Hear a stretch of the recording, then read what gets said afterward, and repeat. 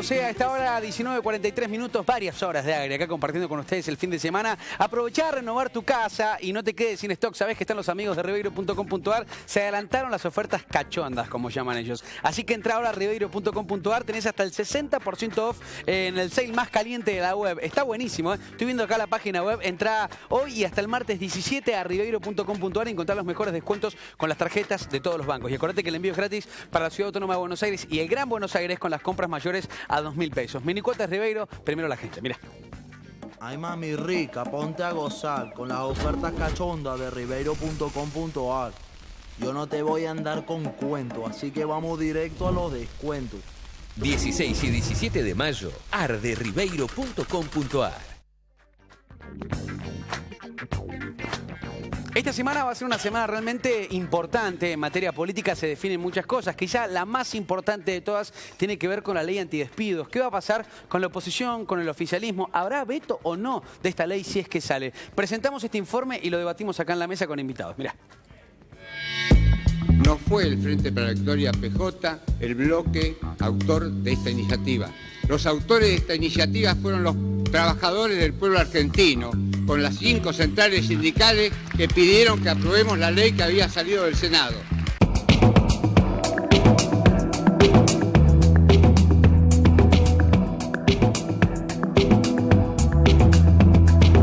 El balance, nosotros estamos frustrados porque no pudimos votar la ley antidespidos.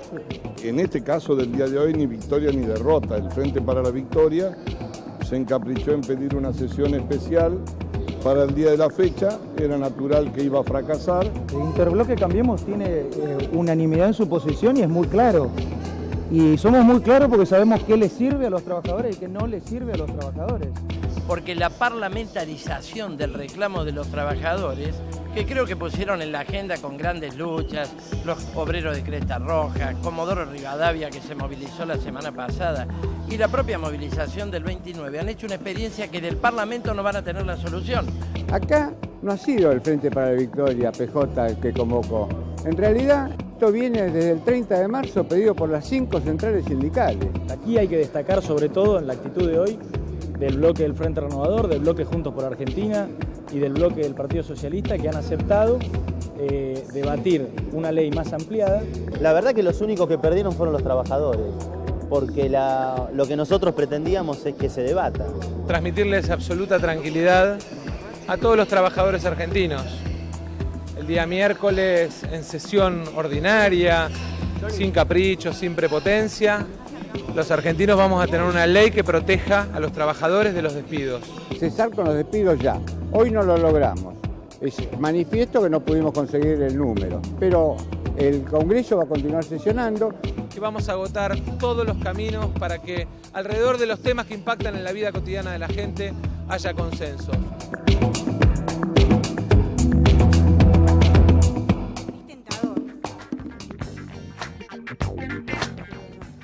Bueno, tenemos invitados en la mesa, la verdad que siempre es un placer que vengan, a los que ya han venido, bienvenidos nuevamente, a los que están por primera vez como Carla Pitiot, diputada del Frente Renovador, bienvenida. Un placer enorme, bienvenido también Miguel Ponce, ya de la casa Miguel casi. Bueno. Miriam Bregman, bienvenida, Miriam, ¿cómo estamos? Gracias. Y también está con nosotros Di Marcio, ¿cómo estamos? ¿Bien, Gustavo? Bien. Bueno, un placer enorme. La verdad que hay varios temas, primero el informe que presentábamos recién sobre la ley antidespidos, ¿sale o no sale esta semana? Bueno, la verdad es, primero, es una discusión si sale, ¿no? La gran oportunidad la tuvimos este jueves y algunos bloques prefirieron alinearse con la línea de este gobierno, que es de que no se discuta la ley antidespidos. Ahora este jueves ya cambia todo, porque ya no solamente va a estar la discusión de la ley antidespidos, sino la discusión que hace Cambiemos, que hace el Frente Renovador y otros bloques de involucrar otros elementos que favorecen a las patronales en la misma ley.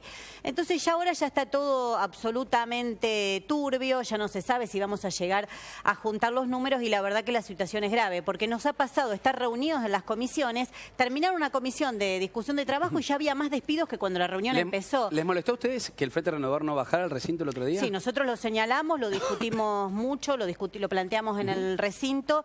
Nosotros creemos que han decidido adoptar la política de Cambiemos. Cambiemos no quiere que haya una ley antidespido, un gobierno de los empresarios, que directamente los empresarios están en el gobierno, no es que tienen representantes, directamente están en el gobierno y ellos también están despidiendo en el Estado. Entonces, creemos nosotros que se perdió la gran oportunidad que teníamos de que se discuta una ley antidespidos. Todo lo que salga ahora ya no va a ser antidespido, va a tener otros componentes que no solo van a tener que ver con los despidos. A ver, Carla, ¿por qué no bajaron el otro día? En el mismo sentido que decía Miriam, nosotros creemos que se tiene, por supuesto, que aprobar una ley antidespido y que la gran oportunidad sí es el miércoles. Nosotros entendemos que es el miércoles la oportunidad para, nosotros así como el 30 de marzo, porque el otro día estaba mirando la agenda, nosotros recibimos en el Congreso de la Nación a todas las centrales obreras el 30 de marzo. A Macri le llevó más de un mes y pico lograr coordinar una reunión a la cual obviamente las centrales no asistieron.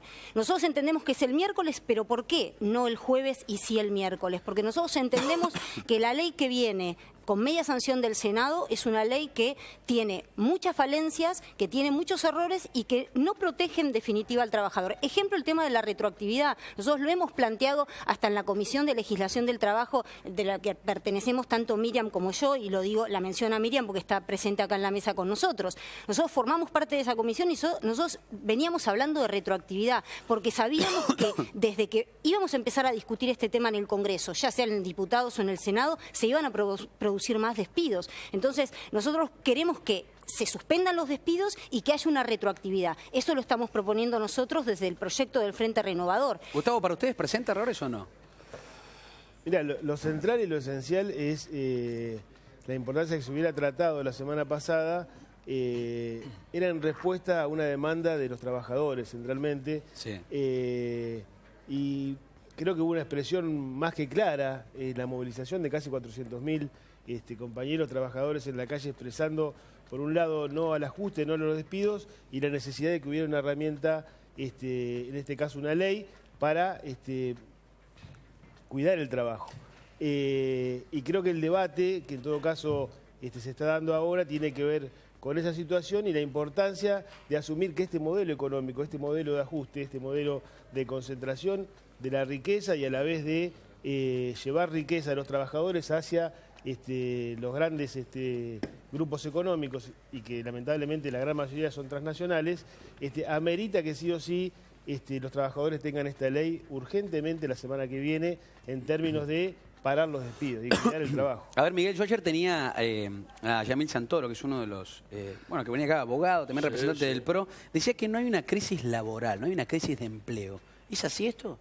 Bueno, si uno compara con otros años de reales crisis, obviamente no habría. Esto es un tema relativo, pero que objetivamente hay crisis en la situación, en la generación de empleo y en el mantenimiento del empleo formal, me parece que es innegable. Si no, no estaríamos discutiendo esto. ¿Desde el gobierno no reconocen que haya una crisis de empleo o sí? No, yo creo que hay sectores que sí.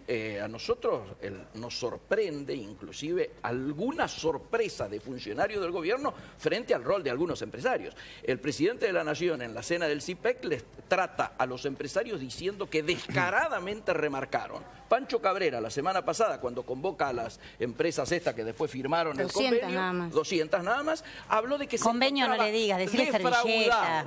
Un convenio, eso no, fue una servilleta que firmaron ahí. Eso que pretendieron mostrar como un acuerdo, ¿no es cierto?, y un compromiso. Se mostró defraudado por los empresarios. A ver, parece que no conocieran el sector del cual ellos provienen. Todos hablamos, y esto es una realidad, que el PRO viene cumpliendo un rol a partir de su extracción, llamémosle, tan clara, donde la mayoría de CEOs de grandes empresas son los que están ocupando los cargos más importantes del Estado. Y por otro lado, me parece que esto no puede sorprender a quienes están en el gobierno. Nosotros decíamos claramente que aquí se ha puesto a controlar las áreas vinculadas al control de precios a Carrefour y a la Anónima. Se ha puesto a controlar a las energéticas, a EDESUR. No conocen el Estado. Nos parece necesario cambiar este criterio y que, por supuesto, salga una ley que haga el centro en la creación de empleo, en las pymes y en la defensa. Pero la creación de empleo verdadera... ya mostraron qué es lo que quieren hacer. El acuerdo que acaban de hacer con McDonald's es lo que el gobierno llama llegada de inversiones y creación de empleo. Es decir, no empleo basura. Empleo de la peor calidad, 4.500 pesos. ¿Qué es lo de McDonald's? McDonald's, el gobierno hace un acuerdo para jóvenes entre 18 y 23 años que tienen la desgracia, supuestamente para este gobierno, de provenir de sectores populares, entonces solo les corresponde trabajo basura. Eso está en el proyecto de Plan Joven. Bueno, 4.500 pesos van a cobrar, de lo cual 1.000 pesos, In situ, 1.000 pesos o sea, los trabajando pone, dentro de claro, 1.000 pesos los pone el Estado, con lo cual McDonald's embolsaría más de 60 millones al año. Se termina beneficiando McDonald's y crea un empleo de bajísima calidad donde los jóvenes pasan a ser mano de obra súper Ahora, no es esclava. necesario, pues, urgente ya. Esa es la discusión, no solo ese es el trabajo que quiere crear Cambiemos. Entonces, crear trabajo es como las inversiones. En los 90 vinieron inversiones, pero ¿qué tipo de inversiones? Que pagaban las empresas que compraban por un peso, como compraban las privatizadas, por nada, echaban a los trabajadores antiguos y tomaban pasantes o formas precarizadas. La naturaleza está expresada, digo, la naturaleza de lo que realmente piensa y vienen a hacer en la Argentina. Digo, cuando este CEO, como decía recién, que es uno de los ministros, hablo de Aranguren, el ministro de Energía, ante el tarifazo en los combustibles, habla y dice, bueno, el que no tenga para cargar, que no cargue. Digo, la naturaleza dice, bueno, el que no tenga para comer, que no coma, y el que no tenga para comprar un medicamento, que se muera. O sea, semejante es abrupto, dicho por el ministro de Energía, CEO de Shell, y a la vez accionista de Shell, que es el que está fijando la transferencia, en el caso de tomar recursos de los sectores populares a partir del combustible, y los tarifazos que se están dando en el gas, aumentos del 1000%, en la electricidad, en el agua. O sea, realmente la naturaleza es una naturaleza de saqueo. Por eso lo importante es, en el caso de los trabajadores, que ahora se está discutiendo esta ley, que salga, porque nosotros tenemos que preservar el empleo porque queremos construir la Argentina realmente que nos merecemos. Para eso la salida es política, es el año que viene, en las elecciones, nuestro pueblo cada 2 años. No, pero vos no le podés decir a la gente que espere un año, por eso que espere un año, diciendo, y bueno, y Tierra del Fuego, el lunes vamos a dar una conferencia en el Congreso con los trabajadores de Tierra del Fuego, que lo está despidiendo Bertones, que es el Frente para la Victoria. Incluidas las del Frente para la Victoria como Bertones. Pero sabiendo que esa es la naturaleza que nos gobierna, son las transnacionales que vienen por el saqueo de la Argentina para aplicar otra vez lo que era el modelo del ALCO. Ahora, déjame mostrar algo, porque realmente... Pero en Tierra del Fuego no es Cambiemos. Miren, aguardá un segundo, déjame mostrar algo porque en estos últimos meses, lo hemos mencionado reiteradas veces, lo lees en las tapas de los diarios y te lo encontrás en el supermercado o cuando vas a una estación de servicio te pasa que el precio de la nafta ha aumentado reiteradas veces, 4 veces lo que va del año, y esto va significando costos en cadena que son realmente graves. Mostrame el mapa para mostrar un poco cómo está el panorama de los combustibles, las naftas en pesos en la región, sobre todas las cosas, ¿no? 8 pesos con 2 en Bolivia, 13 pesos con 19 el litro, estamos hablando en Paraguay, 15,50 en Brasil, 15,80 en Chile, 19 pesos con 50 en promedio acá en la República Argentina. Bueno. ¿Por qué en la región, y ahora voy con más indicadores, por qué pasa esto? Digo, que en la región la nafta sea más barata. ¿Por qué pasa, por ejemplo, que en el mundo baje el barril de petróleo y acá en el país está aumentando el precio durante 4 veces, cuando decían que solamente el aumento del año iba a ser un 20%, ya lo superaron? Se subsidia a las petroleras, 5.000 millones de dólares a la petrolera, acaba de decidir Cambiemos de dar. ¿Por qué? Por las políticas impulsadas. Por las políticas impulsadas, exactamente, y porque cada vez más se está gobernando para los sectores más concentrados de la economía. Por eso la discusión de despidos obliga a los bloques políticos a alinearse. Pero esto no viene de ahora, Miriam. Esto no viene. Por supuesto, la entrega de Chevron es parte de esto que se hizo bajo el discurso de nacionalizarlo. Hemos tenido en cabeza debido la peor política energética que recuerde. Comparable a los 5.000 millones a las petroleras de ahora. No justifiquemos. Exportábamos energía y terminamos importando energía. Y entregaron la Chevron y nosotros lo denunciamos y ustedes no. Ustedes no lo denunciaron en el Congreso cuando se trató la supuesta renacionalización de YPF, que era una entrega a la Chevron escandalosa, y el Frente de Izquierda fue el que se opuso. Uruguay siempre fue el lugar más caro de Latinoamérica en naftas. En este momento estamos superando en costo dólar nosotros a Uruguay. Sí, pero no podemos hacer análisis, hay que definirse políticamente. El análisis está muy bien, vemos los cuadritos, pero hay que definirse políticamente. Y políticamente el Frente de Izquierda se opuso cuando se hizo la supuesta renacionalización de YPF. Dijimos que eso no era una renacionalización, era la manera de rescatar una empresa y entregársela a la Chevron. Y se vio. Yo estuve en Vaca Muerta, estuve con la comunidad mapuche que vive en el lugar, y lo que se está viendo, más la destrucción del medio ambiente, cómo están aplastando las comunidades de la zona, es terrible. Y esas son las cosas que hay que discutir. Porque si no, año hacemos discursos de análisis, pero después le entregan todos los buitres, le entregan todas las multinacionales. No, reforzando la idea de que obviamente uno se tiene que definir políticamente y también hay que definir cuestiones de las cuales me parece que nos estamos olvidando. Cuando se nacionaliza YPF, uno de los artículos que nos preocupó, por lo menos desde el lado del control, yo que provengo de la Auditoría General de la Nación, es que se le ha quitado el control por parte del Estado a YPF. Entonces, estas cuestiones o estos artículos que eran tan sutiles y que se aprobaron en el Congreso, es verdad que no había posibilidad de discutir ni una coma ni un punto durante años. Bueno, ahora vamos a tratar de que no. Vamos a tratar de que no. Vamos a tratar de que no. Pero nosotros estamos en la locura absoluta de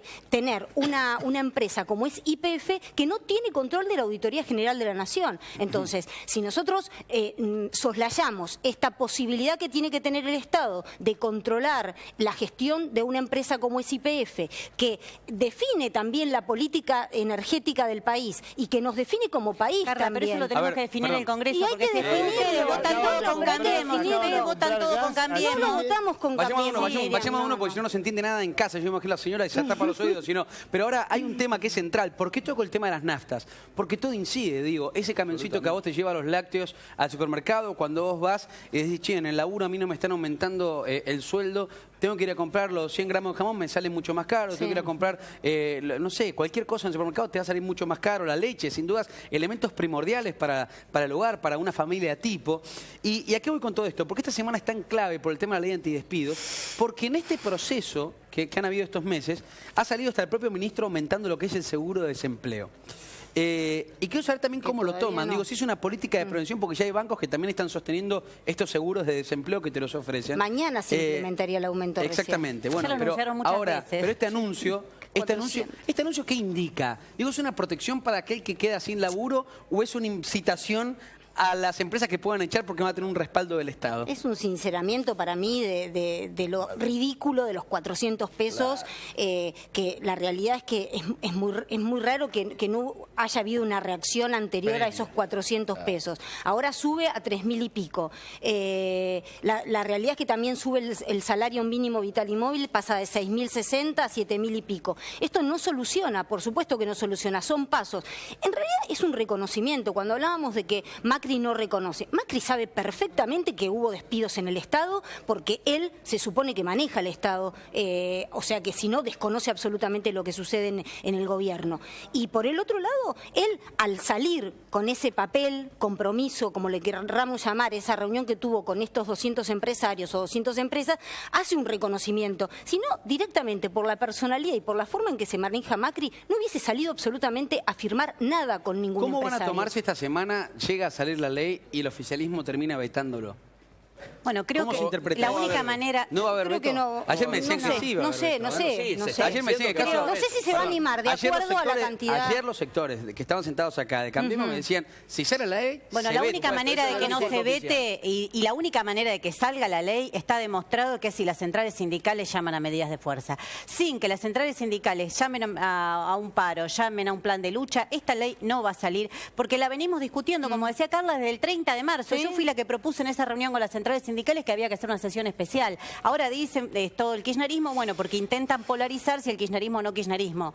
Como si esa discusión evitara que haya despidos, ¿no? Es una discusión, la verdad, que inventó Mauricio Macri, que los que querían quedar del macrismo la utilizaron. Nosotros lo planteamos desde ese día y venimos planteando también que sin un verdadero plan de lucha no se va a hacer ni que la ley salga y tampoco que no se vete. Hay que impedir que Mauricio Macri pueda vetar esa ley. Y la verdad que desde el Congreso herramientas no tenemos. Nosotros podemos dar el debate, pero serán los trabajadores con las herramientas que sí tienen. ¿Eso va a tener un costo político para Mauricio Macri vetar esa ley o no? Siempre vetar una ley desconociendo las mayorías parlamentarias que se construyen tiene un costo político. Yo parto de la base de que no va a haber veto, lo dije a los 5 minutos. Pero si Macri era el capitán Veto, le decían en la Ciudad de Buenos Aires. Capitán Veto le decían, pero Veto con B corta. Entendíamos que a través del colocar en el centro de la escena la problemática de las pymes íbamos a poder encontrar un punto para un proyecto común. Yo estoy confiado que esta semana se va a encontrar ese punto de acuerdo común y nuevamente las pymes, que son las que están dando el 75% del empleo formal en la Argentina, van a como colocarse en el centro de la escena, permitiendo una salida. Lo que me preocupa es que se esté olvidando un tercio de la población argentina activa que está precarizada. Miguel, pará, déjame ir un poquito más allá. Obviamente el tema del trabajo en negro también es otro tema a debatir. Ahora, déjame ir un poco más allá.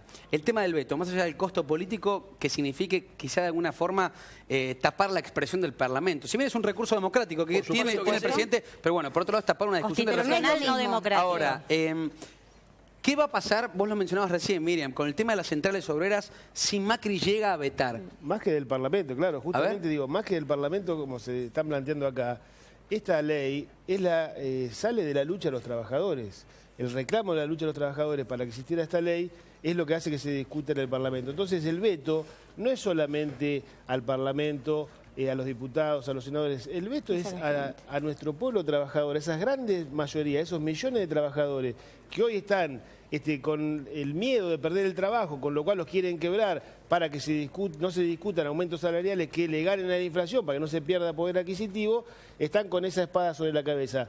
Desde ese lugar, los trabajadores ya han sido contundentes, o sea, la posibilidad de un veto implica un plan de lucha nacional que va a hacer retrotraer esa situación a otra instancia. Eso ya lo han expresado y nosotros confiamos porque los trabajadores se expresaron ese día 29 en una movilización de 400.000 compañeros sin paro nacional. No hubo paro, eso hay que resaltarlo. No estaría tan segura que lo va a vetar. No hubiera habido un millón de trabajadores en la calle movilizándose. Ahora, perdón, en buena hora, digo, que por lo menos esto me parece que es a resaltar, hubo una movilización de muchísima gente, no hubo un solo incidente. Ayer lo charlamos con Yasky, y me parece que es algo que garantiza por lo menos que el día de mañana, si las expresiones sociales se defienden de esa forma, habría que tomar esa como ejemplo. Pero ya una expresión de decir directamente contra el gobierno. Está bien, me parece bien. Pero claro, Nico, pero además ya se está reconociendo que están actuando con más responsabilidad las gremiales de trabajadores y los trabajadores organizados que las organizaciones empresarias. Por eso, Nico, yo no estaría tan de acuerdo en que la va a vetar. No estaría tan de acuerdo o tan segura de que Macri la va a vetar. Por supuesto que tiene todas las ganas del mundo. Se saldrá de la vaina, pero no sé si va a poder hacerlo, si se va a sentir tan tranquilo de hacerlo, y sin duda no solo la movilización que existió el 29 de mayo, sino de abril, 29 de abril, sino creo que hubo un antes y un después del 30 de marzo. Ese día fue sumamente importante. Creo que no tomamos la real dimensión de que 5 centrales que tienen muchísimas diferencias entre sí, lograron aglutinarse en un pedido que no hay que olvidarse, que nosotros empezamos hablando de impuesto a las ganancias y obviamente se impuso el tema del despido, que nosotros ya estábamos discutiendo en la Comisión de Legislación del Trabajo, pero fue el tema que se impuso. Entonces, no tiene que haber una negación, o por lo menos es mi esperanza de que no sea tan negador el gobierno en creer que puede él marcar la agenda de los apremios que tiene la gente. Ahora, muchos fijan que en este proyecto de ley, hasta ahora, con esta media sanción del Senado, el detalle a cuidar tiene que ser con la pyme chiquita, sobre todas las cosas, porque combatir la doble indemnización, digo, estoy hablando de esa pyme que nos está mirando ahora, que tiene 2, 3 empleados, no pensando en 100 empleados o 60 empleados. Pero es que está mal pensar. ¿Por qué está mal pensar en eso? No, porque está mal, porque el trabajador no tiene la culpa de trabajar con un empresario que tiene 100 empleados, que tiene 200 o que tiene 400. Pero vos es un trabajador, es la misma y tarifaria es la misma. Pero vos pensás que ese tipo que tiene 2, 3 empleados tiene la misma capacidad. Igual que la Coca-Cola, no. Lo que te estoy diciendo es que nosotros nos ubicamos desde el derecho a los trabajadores y por eso vamos a la Comisión de Legislación del Trabajo a representar esos intereses. Incluso podrían haber hecho una ley para las pymes separada, pero no, lo metieron en la misma discusión. ¿Y sabés quién fue a defender las supuestas pymes? Funes de Rioja. El estudio más grande, yo he tenido juicios en mi calidad de abogada laboralista contra Funes de Rioja. A boicotear la ley antidespido. No fue a defender las pymes. Eso es lo que vinieron a hablar en el... Bueno, pero no es Miriam pero eso es lo que hizo Cambiemos y ustedes entraron. No es así, bajo el discurso de las pymes representan a las grandes multinacionales. Prefiero haber discutido eso y no haber entrado en la del Frente para la Victoria, que quiere discutir una ley que viene del Senado totalmente... Vos sabés que el Frente Izquierda tiene su propio proyecto de ley, yo tengo mi propio proyecto de ley. Yo lo sé. Bueno, vos lo sabés ley y lo defendemos en cada oportunidad que nos pregunta el proyecto de ley, defendemos. Y vos sabés que así como lo acabo de decir acá, nosotros algo que no hace ningún bloque político es denunciar los despidos y el ajuste brutal que hay en la provincia de Tierra del Fuego. Y no nos callamos. Entonces a nosotros con el Frente para la Victoria, a mí con eso no me corre. No, ustedes Miriam, pero Cambiemos ustedes saben, y vos lo sabés muy bien, que ese proyecto no sé si es el peor, es malo. Lo que no diferencia, por ejemplo, no defiende al trabajador en negro. No hay el nuestro sí.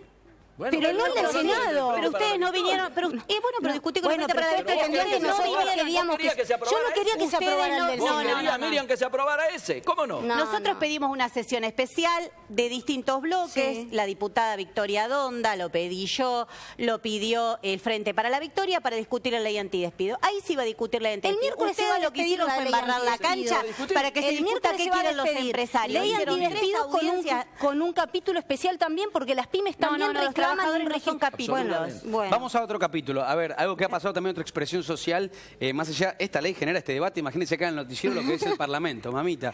Igual nos llevamos bien. Sí, por supuesto. No, en buena hora. Yo a veces siento y me da la sensación de todos los que vienen.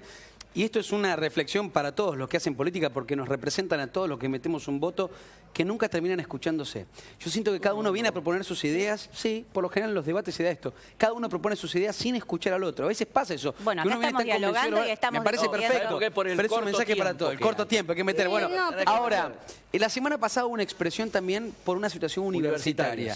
Que fue una expresión masiva también. Enorme. Hay una crisis... de las universidades en la República Argentina. ¿Qué foto nos llevamos de ese, o qué descripción de esa fotografía, de ese video, nos llevamos de lo que pasó la semana pasada? Quiero ser el primero. A ver. En este caso, sacando la misma conclusión de lo que fue la movilización del 29 de abril, también el primer fenómeno a analizar es la unidad de todas las gremiales. Estudiantiles, docentes, los trabajadores no docentes. Esto es un primer dato político de importancia. El segundo dato, hablar con la gente del CIN, el Consejo Interuniversitario Nacional, que nuclea las universidades nacionales del país, está indicando de que la situación es de preocupación, particularmente en algunas casas de estudio. Hay algunas casas de estudio donde les ha llegado la factura de electricidad, no las pueden pagar, y entonces la primera solución, que es cortar los turnos vespertinos y nocturnos para apagar las luces. ¿Qué implica esto? Que habitualmente los que van de noche son los que trabajan. Son los que laburan. Son los que laburan. Yo fui a la facultad de noche. Mantenimiento. Yo también, entonces, todos iban. Ustedes imagínense un chico que ya tiene el problema para el aumento de la tarifa en su viaje, que llega a la facultad de noche porque trabaja, que le digan, no, vas a tener que rendir libre, porque la solución que le dan es o se cambia de turno a la mañana o tiene que rendir libre las materias. Creo yo que esto es una situación preocupante. Me parece que la Universidad de Buenos Aires rápidamente salió a solucionar este tema. Es la primera vez en la historia, lo dijo Barbieri, que el tema salud de los hospitales que estuvieron a punto de cerrarse, ahora ya tiene una línea propia de financiamiento, y la Universidad de Buenos Aires, paradójicamente, es la primera que tiene solucionado el problema. Lo que no tiene solucionado todavía es la paritaria docente. Ese creo es el meollo de la cuestión de lo que está en debate ahora. A ver, Carla. Sí. No, yo voy a hacer un análisis muy cortito y que también se aplica para otras cuestiones que el gobierno debe resolver, y que a 5 meses que ha iniciado su gestión parece que le cuesta resolver la problemática de la negociación, le cuesta entender, y lo vuelvo a decir, me parece que le cuesta y le va a llevar tiempo entender el Estado.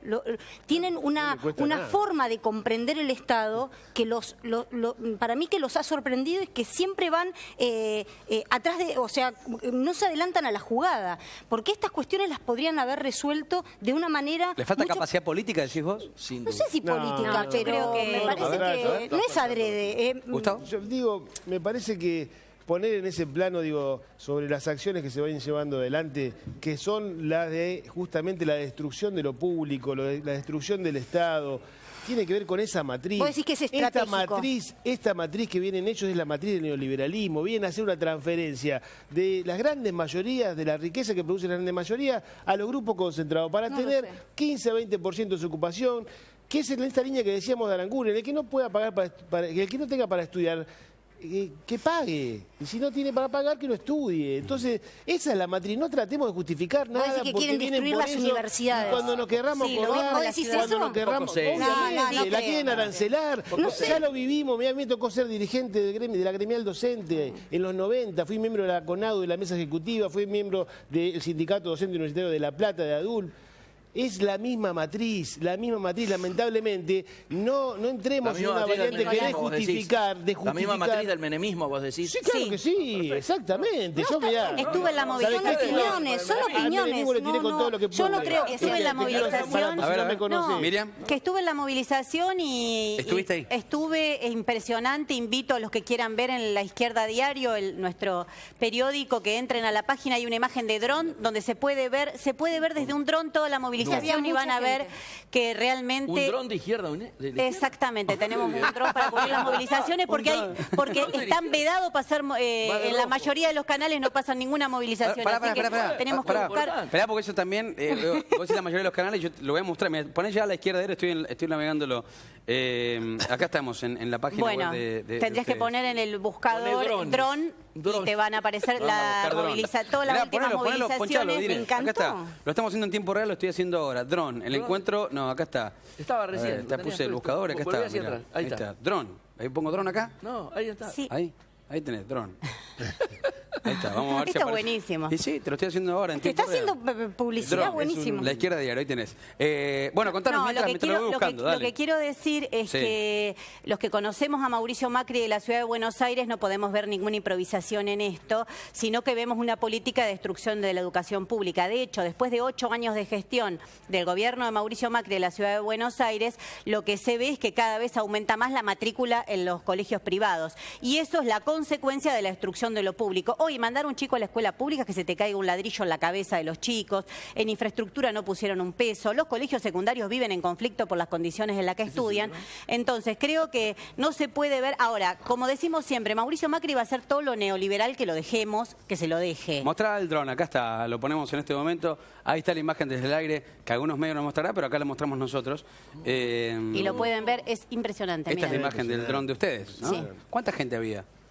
70.000 personas dicen que hubo. Sí, un poquito menos puede ser, pero sí. 50.000, 70.000. Sí, 50.000 personas. Sí, seguro, había mucha gente. Sí. Bueno, esto es un hecho histórico y creo que nada volvería...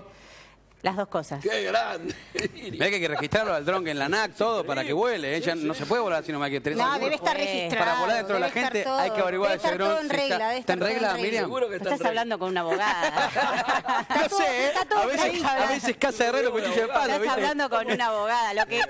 Pero es importantísimo. Es importante porque la verdad es que pasa mucho. Incluso la marcha del 29 de abril que hablábamos antes, no tuvo en los medios, yo también estuve, y no estuvo en los medios la repercusión la enormidad que se vivía ahí. Tuvo más que esto, pero entonces, como acá juegan muchos intereses privados y el gobierno de Mauricio Macri tiene una gran protección mediática, creo que poder colaborar desde distintos lugares para la difusión, para nosotros es un aporte enorme y lo quisimos hacer de nuestro yo creo periódico. Que más allá de los grandes medios, ya no hay caminos para decir que no se puede comunicar algo. Acá lo estás mostrando, digo que a través de las plataformas sociales, ya la palabra censura ya... Es una gran herramienta que tenemos. Tal cual, digo, no quiere decir que no haya protección mediática. No, pero por supuesto, este gobierno no, hay que hacer lecturas. Yo estoy diciendo que el cartel ya para mostrarlo, ya no es requisito que esté en un medio tradicional, no existe más. Digo, ya no es una excusa para decir esto no lo mostraron, me parece a mí, es una opinión. Y además cada vez es más fácil que todas las voces puedan llegar. Obviamente a veces hay...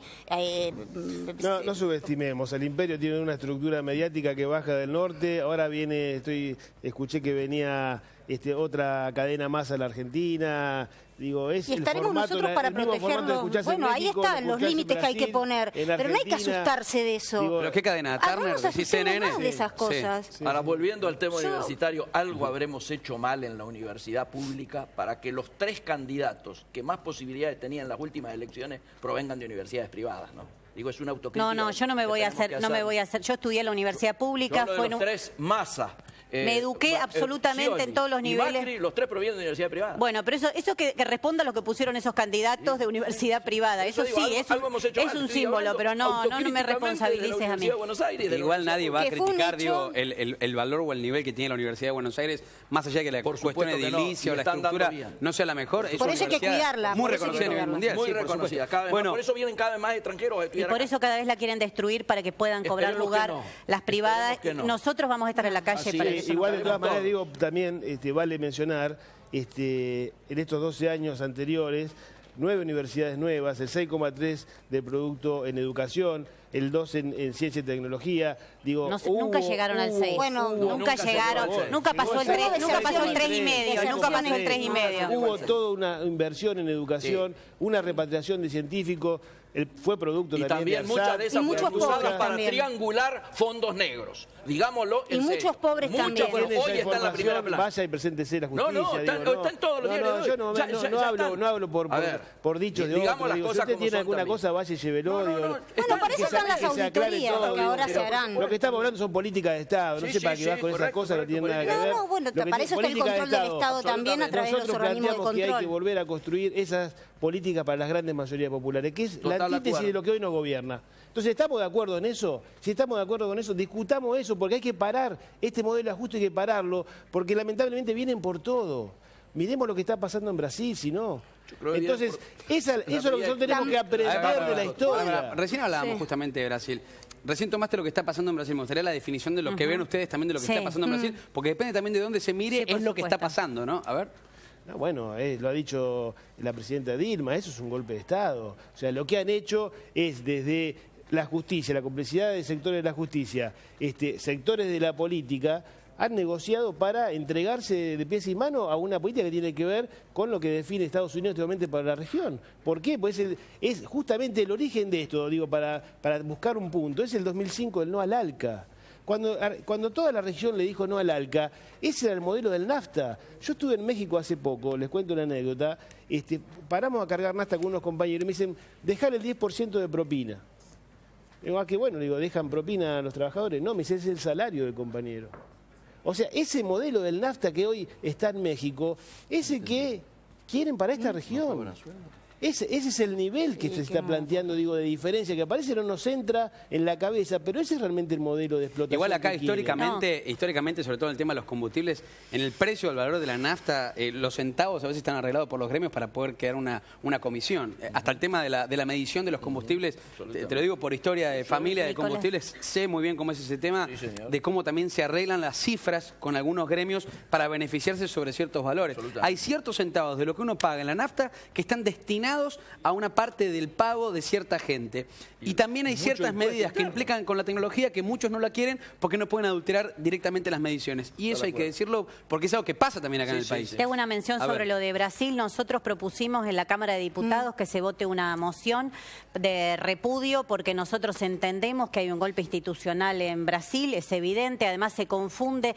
En este caso a Dilma se la saca del poder por irresponsabilidad fiscal. Imagínate si todos los gobernantes de la Argentina, desde los intendentes, gobernadores y presidentes y de toda América Latina fuesen a juicio por irresponsabilidad fiscal. Es evidente que es un golpe institucional, lo llamamos nosotros por la manera en que está hecho, no es el golpe clásico con las Fuerzas Armadas y demás, pero también hay que marcar que si Dilma llega tan debilitada a esta situación es porque ella misma se había puesto como garante de las políticas de ajuste. Ahora, los que suben, no es que suben y le sacan el poder para parar el ajuste, sino que el que sube tiene denuncias por corrupción, o sea, Dilma no la sacan por corrupción, pero el que sube sí, que asume ahora Michel Temer, está acusado de enormes hechos de corrupción y lo que quieren imponer es un ajuste brutal sobre Brasil. Entonces es muy importante. El pueblo trabajador argentino, a veces cuando uno habla de estas cosas, tiene que prestar atención. Nosotros lo discutimos mucho con los compañeros, con los trabajadores, porque el destino del pueblo brasilero nadie puede negar que está intrínsecamente ligado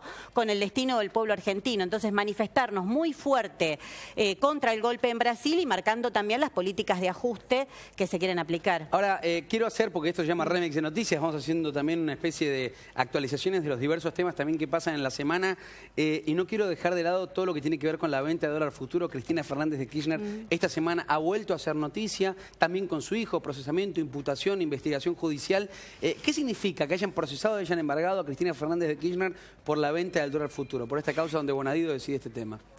Bueno, mi opinión es, ya que estábamos hablando de Brasil, es bastante parecido. En este caso se trata de una irresponsabilidad fiscal en el sentido de lo de Brasil. No es una de las causas que tiene la presidenta ni su familia por corrupción, sino que tiene que ver con un manejo, desde nuestro punto de vista, es una estafa, pero en el sentido político del término, ¿no? Esto de jugar, porque ese pequeño juego donde ellos vendieron dólar futuro le cuesta al país 80 millones de pesos. Entonces, es enorme las cargas que tienen estas políticas que se tienen.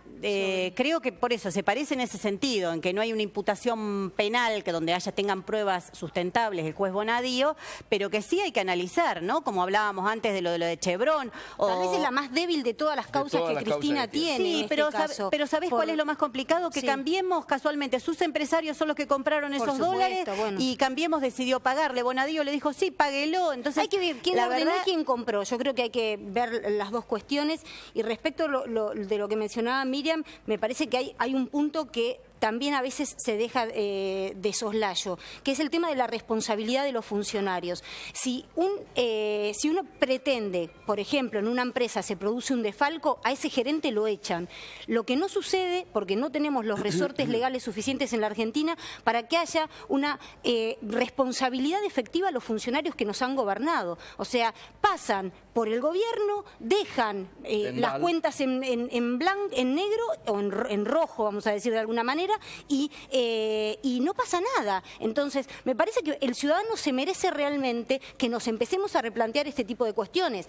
Obviamente, en el caso de Dilma hay una responsabilidad fiscal en que el Tribunal de Cuentas de Brasil lo señaló como una observación, que en realidad ahí se la jugó el Tribunal de Cuentas de Brasil, porque la verdad que se mantuvo con total independencia, detectó, después hay que ver si fue un tema de exposición contable o no, pero realmente la gente que a nosotros nos llegaba de la mención de los brasileños es que todos los gobiernos lo han hecho. Lo que Dilma hizo lo hicieron todos los gobiernos. También lo que le cuesta al país, pero vayamos un poco más allá. En estas causas que se inician, acabas de mencionar que es la más débil, la Cristina Fernández de Kirchner. Creo que sí. ¿Puede ir presa Cristina? Yo creo que va a depender de la justicia desde ya. Yo creo que empieza a haber un reclamo muy fuerte de la sociedad de que definitivamente el tema de la justicia llegue hasta sus últimas consecuencias. La justicia no existe. Y que además se devuelva lo que se llevaron. Bueno, pero hay una corporación judicial que se ubica según los tiempos políticos. Yo quiero recordar algo. Yo empecé la militancia partidaria ya por los 60 y uno de los lemas de la plataforma de mi partido decía reforma agraria urgente y profunda. Yo cada vez me estoy haciendo más fanático de ese lema en Santa Cruz. Expropiemos todas las estancias que se han conseguido y vendamos eso, paguémosle a los Tenemos que tener una ley de extinción de dominio. Tiene que haber una extinción de dominio. Me resulta, la verdad, difícil pensar que los legisladores nuestros puedan, por un lado, votar esta ley de arrepentido, ¿no es cierto?, etcétera, que ayudaría tanto, y también me resulta difícil pensar que se terminen expropiando todas estas estancias. Y a mí me resulta más fácil, para llamar la justicia, que como mínimo los jueces sean elegidos por el pueblo, porque la verdad es que lo que estamos viendo es una corporación judicial que se maneja según sus intereses, que el presidente de la Nación llegó procesado por espionaje, después se le descubren las cuentas offshore. ¿Y eso dónde está? ¿Qué va a pasar con eso? Entonces, creo que en algún momento hay que empezar a discutir. Yo creo que hay nuestra postura de reclamo de rendición de cuentas a funcionarios. Yo creo que se viene esa ola. Sí, yo creo que sí. Ahora, Gustavo, Cristina, ¿puede ir presa o no te lo pregunto vos también? En el plano de lo que hablábamos recién de esta causa de Bonadío, primero, como dice Miriam, perdón, el tema de la justicia, digo, pongámoslo también en su lugar, digo, estamos hablando de jueces que tienen una historia que no tiene nada que ver justamente con esto que se está planteando acá. Y en esta causa en particular, que tiene que ver con lo fiscal, tiene que ver con una concepción macroeconómica que cuando uno conduce el Estado. Había un lineamiento macroeconómico que fue durante 12 años, se fue manteniendo casi la misma matriz, que tenía que ver con cuidar el trabajo argentino, con que crecieran las pymes, y en eso iba regulando un valor, un precio del dólar en función de un programa económico. Entonces, una causa por venta futuro de dólar, donde encima lo que en realidad aparece son quienes compraron esos dólares, son los que se está diciendo que son grandes empresarios vinculados a este gobierno, me parece que es una causa que viene más que nada, como otras causas, vienen más que nada a construir una idea de tratar de destruir la imagen. La de Otesur también es inventada, pero las dos habían dicho que iban a devaluar. Los dos candidatos o los economistas de los dos candidatos habían dicho que iban a devaluar. Deben ser más felices. Deben ser más felices. Yo creo que no. Es ¿Cómo? más, digo, Macri ganó diciendo que no iba a devaluar. No, pero había que escuchar a los economistas. Claro que ganó mintiendo, pero había que escuchar a los economistas.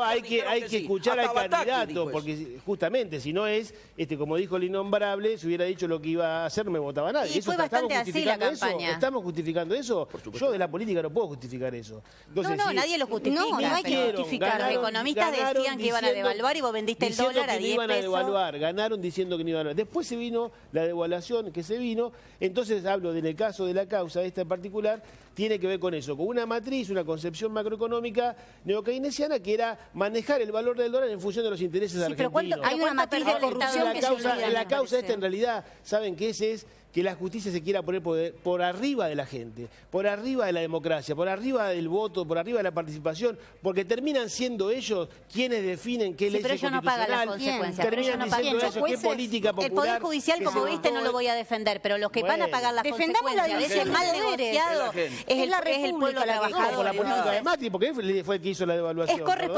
Es corresponsable, no solo por la devaluación, sino porque compraron y pagaron los contratos a sus propios amigos, se ponían de un lado el mostrador, decían hay que pagarle a los que compraron dólar futuro y del otro lado iban y pagaban. La verdad es que es escandaloso. Entonces el mismo bombardeo, por se tiene que conocer y tratar de destruir el liderazgo de la expresidenta Cristina, que es tremendo en los sectores populares. Entonces, destruirlo todos los días, en este caso, desde el Poder Corporativo Judicial, que entra con todas estas cuestiones que estamos analizando. Ahora, eso bastardear la política, tengamos cuidado. No, hay que terminar con los bonadíos, que fueron menemistas, que fueron kirchneristas, que fueron de la ruina y ahora a todos lados, en Comodoro Pi, pero a ver. Mira, si hay algo que conozco, Comodoro Pi. No, yo lo que veo que, obviamente, vos tenés derecho a expresar lo que pensás, pero yo disiento en ver fantasmas en todos lados, la corporación judicial, obviamente que hay muchísimas cosas de la justicia en la que no estamos de acuerdo, como durante 12 años se manifestaron los fantasmas de las corporaciones. Pero es la forma que tiene de callarme. Está bien, si es la forma que tenés de callarme, está buenísimo. Lo que digo es ver fantasmas y corporaciones en todos lados. Durante 12 años todos los jueces entonces se manifestaron como a favor de también tapar los escándalos de corrupción que, sí, cuando hablas de matriz, yo me acuerdo de la matriz de la corrupción de los 12 años de gobierno kirchnerista, de eso está clarísimo, esa sí fue la matriz del gobierno. Ahora, no lo sé, yo de la justicia, obviamente hay muchísimas cosas que uno puede criticar en la justicia, pero mantengamos la división de poderes y no creamos que ni los ciudadanos están por encima del poder legislativo, ni el poder legislativo encima del poder judicial. Si nosotros queremos construir un país con calidad institucional, empecemos a respetarnos entre nosotros. Poder judicial, poder legislativo, poder ejecutivo y los ciudadanos, obviamente, para la participación. Déjeme una servilleta al cargo que están y después depende de la mayoría de la magistratura donde se arregla absolutamente todo. Vení para acá, no tengo mucho tiempo para lo que queda. Quiero tocar dos temas más que son claves. Y acá también está el rol de la justicia con lo que está pasando con el presidente actual Mauricio Macri con el tema de los Panama Papers. Hoy sale en tapa de un diario, ámbito financiero, la investigación de página 12, la investigación de un periodista que señala que supuestamente hubo movimientos de esta empresa que se denuncia de Mauricio Macri en las cuentas offshore en Brasil. ¿Hubo lavado de dinero o no hubo lavado de dinero? Y también quiero saber el rol de la justicia o de la Oficina Anticorrupción con este caso. ¿Oficina Anticorrupción qué era? No me acuerdo. ¿Qué era la Oficina Anticorrupción? ¿Quién estaba? Laurita Alonso. Laura Alonso. Para mí hay dos planos de análisis. Es una vergüenza. Para mí hay dos planos de análisis. Uno, Si hubo movimiento y el presidente dijo que no hubo movimiento, mintió. Ahora, ¿esto implica que haya habido corrupción o lavado? No, en este caso no, en este caso no. No, si las offshore se hacen para hacer beneficencia. Lo que creo que es un terrible error es que Laurita Alonso, en lugar de actuar como titular de la Oficina Anticorrupción, haya actuado como una militante política, como una militante del PRO. ¿Piensa que lo que criticaban ustedes eso? ¿Eso no es lo que criticaban ustedes? ¿Yo me equivoco o hicieron campaña electoral criticando eso? ¿No te escucho? ¿Me equivoco o hicieron campaña electoral criticando eso, hablando de las instituciones? Absolutamente, por eso es un error haber designado. ¿Cómo un error? Es una política consciente para que no salte los propios negocios que tiene el presidente de la Nación y su familia y medio gabinete. Asociados al gobierno que han pedido la renuncia de Laurita Alonso. ¿Y del presidente qué opinás? ¿Qué tiene que hacer? Que se demostró que mintió, que tiene sociedad offshore y que todos los días le aparece una nueva. Que hay que probar, en todo caso, que eso constituye un delito. ¿Y por qué no fueron a la justicia penal donde están denunciados y fueron a la justicia civil? Penal, seguramente. Bueno, porque ya más maniobras no le quedan para hacer eso, ir a la justicia civil y encima ahora el padre no quiere presentarse. ¿Sabías que Franco Macri no se presenta? Entonces Mauricio no se puede defender porque no tiene pruebas. No nos pueden tomar a todos por tontos. La verdad, no nos pueden tomar a todos por tontos. Bueno, hay otro tema más. Obviamente, estamos tratando, mira, tocamos ley antidespidos, Cristina Fernández de Kirchner, Panama Papers, universitarios. Quiero saber tema inflación.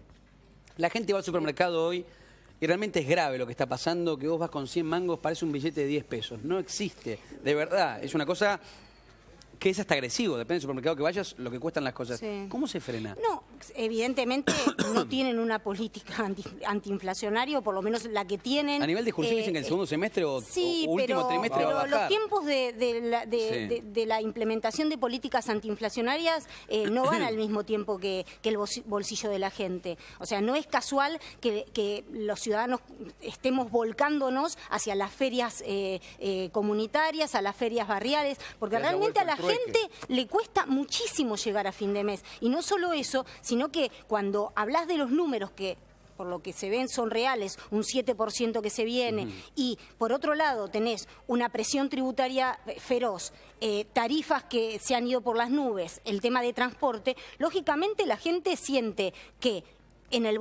lo que siente y lo que se impacta en el bolsillo, me parece que es algo que tienen que inmediatamente tomarlo como una política, hacer las listas del supermercado y Macri tiene que poner primero el tema inflacionario. Primero, a mi juicio, el tema inflacionario tiene un pecado de origen, que es haber puesto, ya lo dije, a cuidar a quienes tenían que cuidar los precios, a los dueños de los supermercados. Acá siempre los que se perjudican son los dos extremos de la cadena, los productores y los consumidores. En el medio hay muchachos que, como dijo el presidente, remarcaron descaradamente. Y él deja. Y entonces, este es el primer tema. El segundo tema es, ¿la inflación va a bajar? Sí va a bajar, sin discusión. El tema es cómo va a bajar. ¿Y quién la aguanta también, no? Absolutamente. ¿Cómo va a bajar? ¿Va a bajar reemplazando mercado interno por inversiones, como dicen algunos, o va a bajar, como venimos pidiendo otros, mercado interno más inversiones? Y dentro de esas inversiones... ¿Es posible eso? Yo creo que es posible. Si las inversiones que vienen para la actividad productiva. Si por la actividad productiva. Tienen que venir inversiones dedicadas a la actividad productiva. No pueden venir inversiones para hacerse el festival de Levaca al 38% que ha parado la cadena de pagos en el interior del país. Yo digo que me parece que está bien, digo, son buenas intenciones las que plantea, pero la realidad es que, como dice Miriam, la inflación va a bajar porque la gente no tiene un peso en el bolsillo, porque ya las pymes no están produciendo, porque esa es la realidad. Entonces no va a haber inflación porque no hay consumo. Esa es la manera de bajar la inflación que nos propone este gobierno. Digo, que no tengamos la posibilidad de comprarnos las zapatillas para los pibes para que vayan al colegio, para los útiles para ir al colegio, para que en vez de comer un plato de comida con carne, tengamos que comer con fideos solamente. O sea, esa es la manera de bajar la inflación. Y les digo que sí, esa es la propuesta que tiene, eso es lo lamentable. A mí me llama este gobierno tiene esa propuesta. No sé si a ustedes les llama la atención, pero está pasando y es un fenómeno, que también es noticia, ¿no? Pero estaba viendo el dueño de una verdulería el otro día que parecía un premio Nobel al descubrimiento por ofrecer en su propia verdulería y no lo castigaba del todo lo contrario. Qué buen recurso, por lo menos para ayudar a la gente en este momento. No el trueque. El tema, podés pagar en 3 cuotas, podés pagar con débito en una verdulería que quizás es poco común. Es una locura. Pero fíjense ustedes hasta el punto que llegamos, que es llamativo que eso suceda, porque la gente iba a la verdulería de este buen hombre, que obviamente me parece bárbaro, porque también es un comerciante, necesita vender más, o tratar de ayudar a los vecinos que están cerca para decir, che, compren porque acá van a comprar más barato, calidad, encima en 2, 3 cuotas, o con débito, con lo que puedan pagar. ¿Hasta qué punto, digo, se llega a comprar la comida en cuotas? Esto ya me parece que es como el límite, porque también no todo el mundo maneja tarjeta de crédito, es una realidad. Obviamente. ¿Qué se hace? Porque de acá a fin de año o de acá al último trimestre, la gente tiene que seguir yendo al supermercado. Ahora en junio que aumentan las prepagas, digo, hay aumentos que son elementales. Acá que tiene que tener una obra social para poder ir a cubrir su salud, para ir a un hospital. Y todavía sigue el debate de cuándo los sueldos van a empezar a empatar un poco a la justicia económica, así que la podemos llamar de esa forma. ¿Y cómo se logra eso? Porque esa es la discusión, me parece, que uno puede discutir distintas variables de la economía que llevan una determinada inflación o proceso inflacionario. Como te decía antes, es evidente que la manera que quieren bajarlo es con una recesión brutal, entonces de esa manera van a bajar. Pero creo que lo que tenemos que discutir es cómo el salario no pierde poder adquisitivo. Los que defendemos los intereses de los trabajadores, porque acá a veces se habla de economía en general y de economía no se puede hablar en general. Uno tiene que ubicarse desde qué punto, de qué intereses quiere defender y quiénes no tienen que pagar la crisis. Quién la tiene que pagar y quién no. Y hasta ahora la están pagando los trabajadores, porque el único precio que no sube es el del salario. Los salarios son los salarios en un 80% de los de hace un año y los precios aumentaron exponencialmente. Entonces lo primero que hay que discutir es que el salario tiene que equiparar al aumento que hubo inflacionario y superarlo para no perder poder adquisitivo. Y entonces ahí lo de los despidos cobra nuevo valor, porque lo que están haciendo con los despidos, por eso se habla tanto de los despidos, por eso el propio gobierno hizo una campaña con los despidos del Estado diciendo que eran ñoquis y demás, porque el tema de los despidos actuó como disciplinador o intenta actuar para que los trabajadores no reclamen por salario. Claro. Entonces eso es lo que tenemos que discutir, es cómo el salario no sigue perdiendo. Y lo que se propuso este gobierno es bajar el valor del salario en dólares, por eso la devaluación y por eso la pérdida de poder adquisitivo del salario. Es un objetivo que el salario sea más barato en la Argentina. ¿Por qué? Porque quiere entrar a los tratados transpacíficos, los tratados con Estados Unidos, con la Unión Europea. Es un objetivo, porque con el salario que hoy tienen todavía valor dólar, es alto el salario argentino, desde su perspectiva, la perspectiva de los empresarios, entonces quieren que ese salario baje para vender Argentina al mundo. Esas son las inversiones, por eso lo relacionaba cuando planteaba lo de McDonald's. Ellos quieren que el salario sea 4.500 pesos. Bueno, la única manera es con los trabajadores en la calle. La verdad es que nosotros podemos discutir leyes, podemos discutir muchas cosas, pero la única manera es con medidas. De otra manera, a este gobierno derechista, neoliberal como es, no se lo va a frenar. ¿Tema dólar va a seguir subiendo o no? Yo pienso que el tema dólar ha llegado a un punto en el cual algunos pensaban que tenía que estar en 15-20 y la realidad ha dicho de que con la liquidación que ha habido de la cosecha se ha estacionado en 13-14. Yo en el dólar que más confío en términos numéricos es en el ROFEX, que está diciendo que durante 3 meses va a estar a 15, a 14, los próximos 3 andará en 15, atravesará 15 y vamos a terminar el año 16-17. Si lo que vos querías hacer un pronóstico es eso. Yo pienso que necesariamente hay que esperar cómo termina la puja. Digo, el tema de querer anclar el valor dólar subiendo las tasas de interés, a mi juicio, atenta contra la producción. Bien. Y lo que tenemos que intentar es que la producción no sea afectada. Les agradezco por haber venido, un placer a todos los que siempre vienen ya. Por primera vez los invito nuevamente en el próximo programa. Hacemos una pequeña pausa, va a ser la